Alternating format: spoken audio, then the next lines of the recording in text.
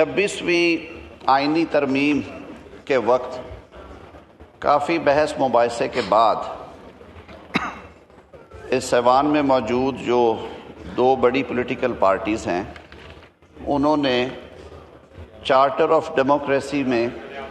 قوم سے کیے گئے وعدے کے بارے میں کچھ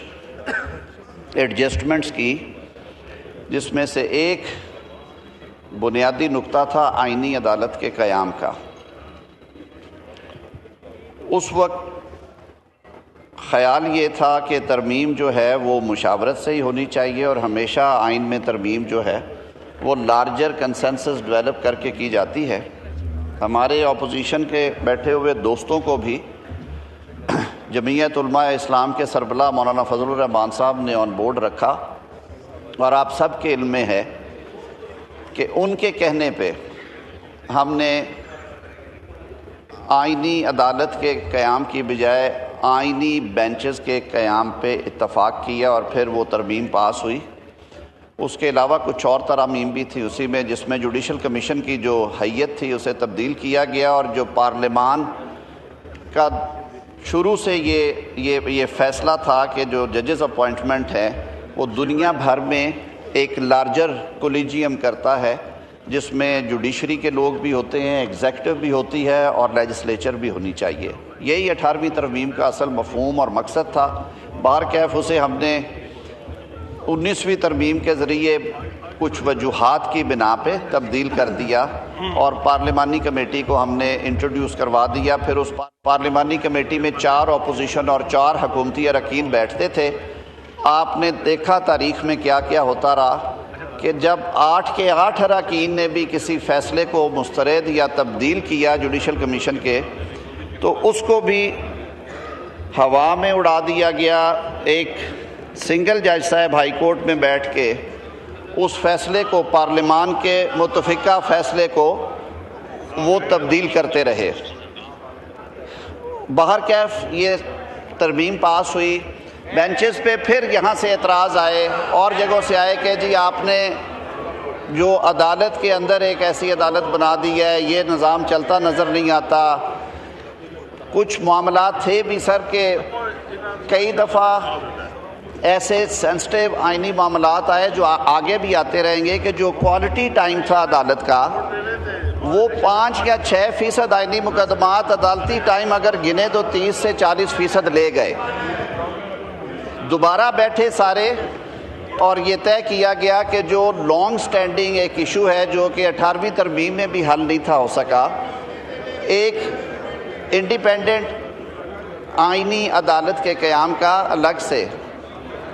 تو اس تجویز پہ ساروں کی رائے لی گئی۔ جو حلیف جماعتیں ہیں، پاکستان پیپلز پارٹی، ہمارے دیگر حلیف متحدہ قومی موومنٹ، استحکام پاکستان، بلوچستان عوامی پارٹی، ANP، پاکستان مسلم لیگ، ان سب رہنماؤں سے گاہے بگاہے انگیج کیا، اور فائنلی سر یہ کنسنسس ہوا کہ فیڈرل کانسٹیٹیوشن کورٹ جو ہے وہ قائم کر دی جائے۔ فیڈرل کانسٹیٹیوشن کورٹ کے جو خد و خال ہیں وہ میں آپ کے سامنے رکھ دیتا ہوں، جو اس بل کے ذریعے آج جو آپ کے سامنے پیش کیا گیا ہے، سینٹ آف پاکستان نے 2/3 اکثریت سے پاس کیا ہے۔ سر وہ وہی بالکل وہی ہیں جو چارٹر آف ڈیموکریسی میں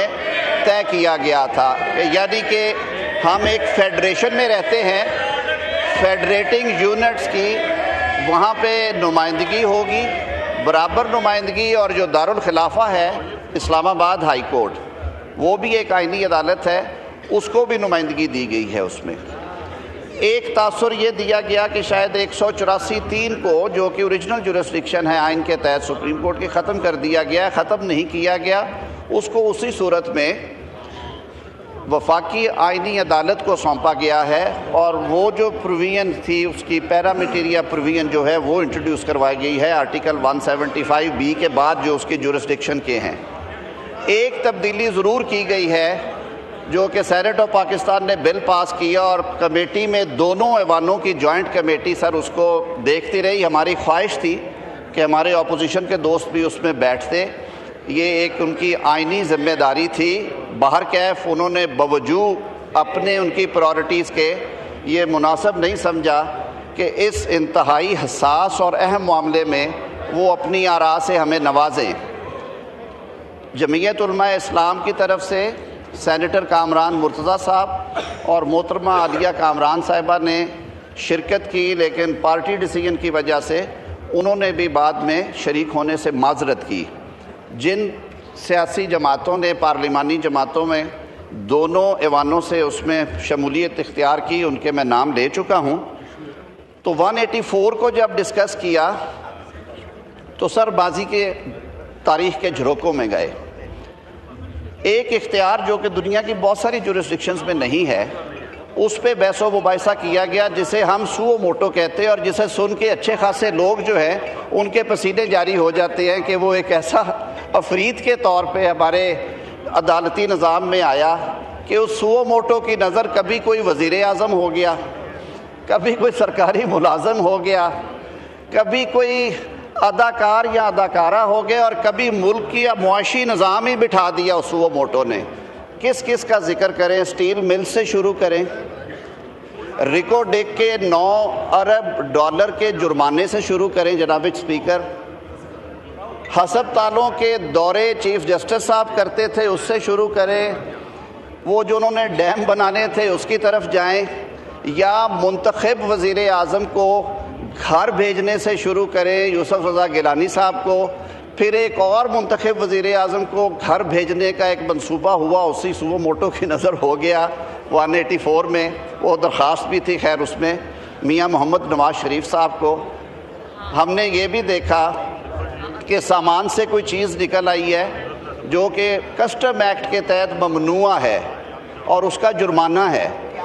پتہ چلا جی اس پہ بھی سو موٹو ہو گیا ہے۔ تو جناب اسپیکر، جو سو موٹو کا اختیار ہے آئینی عدالت کا، وہ سینٹ میں جو بل پاس ہوا ہے اسے ختم کیا گیا ہے۔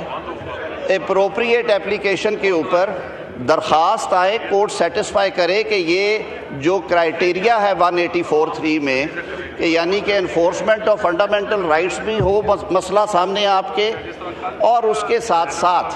وہ عوامی پبلک امپورٹنس کا بھی میٹر ہو، کسی فرد واحد کو گرل کرنے کے لیے یہ استعمال نہیں ہوگا۔ جناب اسپیکر، اس سے آگے چلتے ہیں، ججز کی ٹرانسفر کے اوپر جو تجاویز آئیں ان کو بھی بغور اس کا جائزہ لیا گیا۔ آرٹیکل 200 کے تحت صدر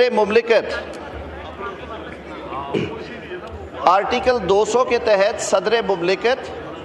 کسی بھی جج صاحب کا جو کہ ہائی کورٹ میں اپنے فرائض سر انجام دے رہے ہیں، ایک ہائی کورٹ سے دوسرے ہائی کورٹ میں تبادلہ تجویز کر سکتے تھے اور پھر اس پہ مناسب احکامات جاری کر سکتے تھے، پرووائڈیڈ کہ جس جج کا تبادلہ ہونا ہے وہ کنسینٹ کرے، جس ہائی کورٹ سے انہوں نے جانا ہے اس ہائی کورٹ کے چیف جسٹس جو ہیں وہ کنکرنس دیں، جس ہائی کورٹ میں انہوں نے پہنچنا ہے یعنی جہاں ان کا تبادلہ کیا ہے وہاں کے چیف جسٹس صاحب کنکرنس دیں، پھر چیف جسٹس پاکستان اس کی کنکرنس دیں،